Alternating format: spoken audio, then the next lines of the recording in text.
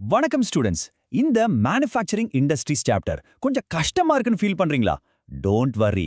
இன்னைக்கு நாம இத ரொம்ப சிம்பிளா எக்ஸாம்ல எப்படி ஈஸியா மார்க் ஸ்கோர் பண்றதுன்னு பார்க்க போறோம். ரெடியா? வாங்க ஸ்டார்ட் பண்ணலாம். ஓகே, இன்னைக்கு நம்மளோட பிளான் என்னன்னு பாத்தீங்கன்னா, ஃபர்ஸ்ட் மேனுஃபேக்சரிங்னா என்னன்னு ஒரு சிம்பிள் ஐடியாவுக்கு வருவோம். அடுத்து அது ஏன் நம்ம இந்தியாவோட எக்கனாமிக் பேக்போன்னு சொல்றாங்கன்னு பார்ப்போம். அப்புறம் இண்டஸ்ட்ரீஸை எப்படி கிளாசிஃபை பண்றாங்கன்னு ரெண்டு முக்கியமான வகைகளை பார்ப்போம். அண்ட் ஃபைனலா இந்த இண்டஸ்ட்ரியல் growthனால நம்ம என்வாயர்மெண்ட்க்கு வர சேலஞ்சஸ் பத்தியும் அதுக்கான சொல்யூஷன்ஸ் பத்தியும் டிஸ்கஸ் பண்ணுவோம். சரி, மொத டாபிக் உள்ள போலாம். மேனுஃபேக்சரிங் இண்டஸ்ட்ரின்னு நம்ம அடிக்கடி கேட்குறோம் இல்லையா? ஆனா அதோட கரெக்டான மீனிங் என்ன? வாங்க அதை முதல்ல தெளிவா புரிஞ்சுக்கலாம். இந்த கான்செப்டை சிம்பிளா புரிஞ்சுக்கணுமா? சரி, நம்ம சரவண பவன்ல ஒரு மொறுமொறுப்பான தோசை சாப்பிட்றதா நினைச்சுக்கோங்க. அதுக்கு ரா மெட்டீரியல் என்ன? வெறும் அரிசி மாவு. ஆனா அந்த மாவை ப்ராசஸ் பண்ணி ஒரு சூப்பரான தோசையா மாத்தி உங்க பிளேட்ல வைக்கும்போது அதோட வேல்யூ அதிகமாகுதா இல்லையா? அதுதான் மேனுஃபேக்சரிங்கோட பேசிக் ஐடியா. ஓகே, இப்போ உங்க எக்ஸாம்ல எழுத வேண்டிய எக்ஸாக்ட் டெக்னிக்கல் டெஃபினேஷன். இதுல ஒரு வார்த்தை கூட மிஸ் பண்ணாம அப்படியே ஞாபகம் வச்சுக்கணும். கவனிங்க. Manufacturing is the production of goods in large quantities after processing from raw materials to more valuable products. இதில் இருக்கிற keywords production, large quantities, processing and more valuable products. இது ரொம்ப முக்கியம்.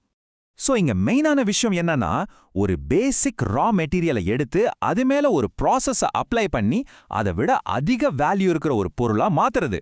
இப்போ பாருங்க, கரும்பு ஒரு ரா மெட்டீரியல். அதை ப்ராசஸ் பண்ணி ஜூஸ் எடுத்து கொதிக்க வச்சு சர்க்கரையா மாத்துறோம். கரும்பை விட சர்க்கரைக்கு வேல்யூ அதிகம். அதே மாதிரி தான் மரத்தை ப்ராசஸ் பண்ணி பல்பாக்கி அதுல இருந்து பேப்பர் செய்றோம். இதுதான் மேனுஃபேக்சரிங்கோட கோர் லாஜிக். ஸோ எக்ஸாம்காக இந்த ஒரு லைனை மட்டும் மனசுல வச்சுக்கோங்க. Manufacturing adds value by transforming raw materials. அவ்வளவுதான். ரா மெட்டீரியலை எடுத்து அதை ஒரு வேல்யூபிள் ப்ராடக்டா மாத்துறது. சிம்பிள். ஓகே, மேனுஃபேக்சரிங்னா என்னன்னு இப்போ நமக்கு ஒரு தெளிவான ஐடியா இருக்கு. ஆனா இது ஏன் நம்ம நாட்டுக்கு இவ்ளோ முக்கியம்?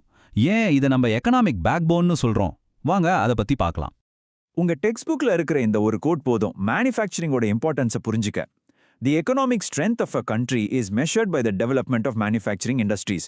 சிம்பிளா சொல்லணும்னா, ஒரு நாடு எவ்வளோ ஸ்ட்ராங்கா இருக்குன்னு தெரிஞ்சுக்க அங்க மேனுஃபேக்சரிங் செக்டர் எப்படி இருக்குன்னு பார்த்தாலே போதும். இப்போ பாருங்க, மேனுஃபேக்சரிங் எப்படி ஒரு செயின் ரியாக்ஷன் மாதிரி வேலை செய்யுதுன்னு. அது வெறும் ஃபேக்டரிஸை மட்டும் இல்ல, முதல்ல அது விவசாயத்தை மாடர்னைஸ் பண்ணுது. புது மிஷன்ஸ் வருது. இதனால செகண்டரி அண்ட் டெர்ஷரி செக்டர்ஸ்ல ஜாப்ஸ் உருவாகுது. அதாவது ஃபேக்டரியில வேலை, அது சம்பந்தப்பட்ட டிரான்ஸ்போர்ட், பேங்கிங்ல வேலைன்னு நிறைய கிடைக்குது. இதனால அன்எம்ப்ளாய்மெண்ட் அண்ட் பாவர்ட்டி குறையுது. அது மட்டும் இல்லாம இந்தியா முழுக்க ஃபேக்டரிஸ் வரும்போது எல்லா ஏரியாவும் டெவலப் ஆகுது. அண்ட் ஃபைனலி நம்ம நாட்டுல தயாரிச்ச பொருட்களை வெளிநாட்டுக்கு எக்ஸ்போர்ட் பண்ணும்போது நமக்கு ஃபாரின் எக்ஸ்சேஞ்ச் கிடைக்குது. பாத்தீங்களா ஒரே விஷயம் எவ்வளோ பெரிய இம்பாக்டை உருவாக்குதுன்னு.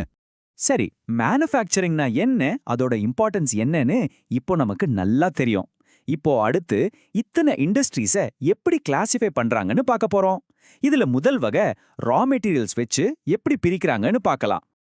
இது ரொம்ப சிம்பிளான ஒரு கிளாசிஃபிகேஷன். ரா மெட்டீரியல் எங்கிருந்து வருது அதான் கேள்வி. விவசாயத்திலிருந்து, அதாவது ஃபார்ம்லேருந்து கிடைச்சா அதுக்கு பேரு ஆக்ரோ பேஸ்ட் இண்டஸ்ட்ரீஸ். உதாரணத்துக்கு காட்டன், சுகர், ஜூட் இதெல்லாம். இதுவே பூமிக்கு அடியிலிருந்து மைனிங் பண்ணி எடுத்தா அது மினரல் பேஸ்ட் இண்டஸ்ட்ரீஸ். உதாரணத்துக்கு iron and steel, cement, aluminium. ஒன்னு ஃபார்ம்லேருந்து, இன்னொன்னு பூமிக்குள்ளேருந்து. அவ்வளோதான். எக்ஸாம்க்கு ஒரு சின்ன டிப், இதை மட்டும் ஞாபகம் வச்சுக்கோங்க. Agro is from agriculture, mineral is from mining. ஆக்ரோனா விவசாயம், மினரல்னா சுரங்கம். இந்த ரெண்டு வார்த்தை போதும், ஈஸியா எழுதிடலாம். ஓகே, இப்போ ரெண்டாவது கிளாசிஃபிகேஷனுக்கு வருவோம். இந்த தடவை ரா மெட்டீரியலை வச்சு இல்ல, அந்த இண்டஸ்ட்ரியோட மெயின் ரோல் என்ன, அது என்ன வேலை செய்யுதுங்கிறத வச்சு பிரிக்க போறோம். First basic are key industries. பேர்லே இருக்கு பாருங்க, பேசிக். இதுங்க மத்த எல்லா இண்டஸ்ட்ரீஸ்க்கும் ஒரு ஃபவுண்டேஷன் மாதிரி. இவங்க தயாரிக்கிற ப்ராடக்ட்டை மத்த இண்டஸ்ட்ரீஸ் அவங்களோட ரா மெட்டீரியலா யூஸ் பண்ணுவாங்க. உதாரணத்துக்கு அயன் அண்ட் ஸ்டீல் இண்டஸ்ட்ரி. இவங்க தயாரிக்கிற ஸ்டீலை வச்சு தான் ஒரு கார் கம்பெனி காரை தயாரிக்க முடியும். அடுத்து கன்சியூமர் இண்டஸ்ட்ரீஸ். இவங்க தயாரிக்கிற குட்ஸ் டைரக்டா நம்ம கிட்ட, அதாவது கன்சியூமர் கிட்ட வந்து சேரும். நாம நேரா கடைக்கு போய் வாங்குற பொருட்கள் எல்லாமே இதுக்கு கீழே தான் வரும். உதாரணத்துக்கு சுகர், பேப்பர், ஃபேன்ஸ் இதெல்லாம் நம்மளோட டைரக்ட் யூஸ்க்காக செய்றாங்க. இதை ஒரு செயின் ரியாக்ஷன் மாதிரி யோசிங்க. பேசிக் இண்டஸ்ட்ரீஸ் தான் அந்த செயினை ஸ்டார்ட் பண்ணி வைக்குது. அவங்க கொடுக்குற அயன் அடுத்த ஃபேக்டரிக்கு ரா மெட்டீரியல் ஆகுது. அந்த ஃபேக்டரியிலிருந்து வர ப்ராடக்ட் இன்னொரு ஃபேக்டரிக்கு ரா மெட்டீரியல் ஆகுது. கடைசியா கன்சியூமர் இண்டஸ்ட்ரீஸ் அந்த செயினை முடிச்சு வச்சு பொருளை நம்ம கைக்கு கொடுக்குது. எக்ஸாமுக்கு இது எப்படி ஞாபகம் வச்சுக்கிறது? ரொம்ப simple. Basic industries make materials for other factories. Consumer industries make things for you. ஒன்னு ஃபேக்டரிக்கு, இன்னொன்னு உங்களுக்கு. அவ்வளவுதான். ஓகே, இப்ப நம்ம இந்த சாப்டரோட கடைசி ஆனா ரொம்ப ரொம்ப முக்கியமான ஒரு பகுதிக்கு வந்திருக்கோம். Industry and environment. அதாவது இந்த இண்டஸ்ட்ரியல் டெவலப்மெண்ட்னால நம்ம சுற்றுச்சூழலுக்கு ஏற்படுற பொல்யூஷன் பத்தி பேச போறோம். எங்க பாருங்க, இதுதான் ரெண்டு பக்கமும்.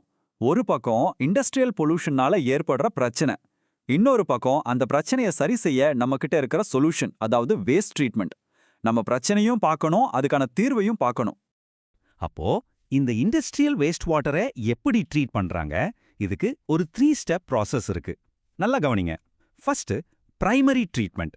இது ஒரு மெக்கானிக்கல் ப்ராசஸ். இதுல ஸ்கிரீனிங், கிரைண்டிங் மாதிரி விஷயங்கள் மூலமா பெரிய குப்பைகள் எல்லாம் நீக்குவாங்க. அடுத்து செகண்டரி ட்ரீட்மெண்ட். இது ஒரு பயாலாஜிக்கல் ப்ராசஸ். பாக்டீரியா மூலமா தண்ணியை சுத்தம் செய்வாங்க. கடைசியா டெர்ஷியரி ட்ரீட்மெண்ட். இதுல பயாலாஜிக்கல், கெமிக்கல், பிசிக்கல்னு எல்லா ப்ராசஸும் யூஸ் பண்ணி அந்த தண்ணியை மறுபடியும் ரீசைக்கிள் பண்ற அளவுக்கு சுத்தமாக்குவாங்க. சோ இது ஒரு சிஸ்டமேட்டிக் ப்ராசஸ். அவ்வளவுதான் ஸ்டூடெண்ட்ஸ், மேனுஃபேக்சரிங் இண்டஸ்ட்ரீஸ் சாப்டரை நம்ம கவர் பண்ணிட்டோம். இப்போ உங்களுக்கு ஒரு கேள்வி, நம்மளோட ஃபியூச்சர் ஃபேக்டரி, ஒரு கிளீன் ஃபேக்டரி எப்படி இருக்கும்னு நீங்க நினைக்கிறீங்க? வளர்ச்சியும் இருக்கணும், நம்ம என்வாயர்மெண்ட்டும் பாதிக்கப்படக்கூடாது. இந்த ரெண்டையும் பேலன்ஸ் பண்றது உங்க கையில தான் இருக்கு. யோசிச்சு பாருங்க. All the best.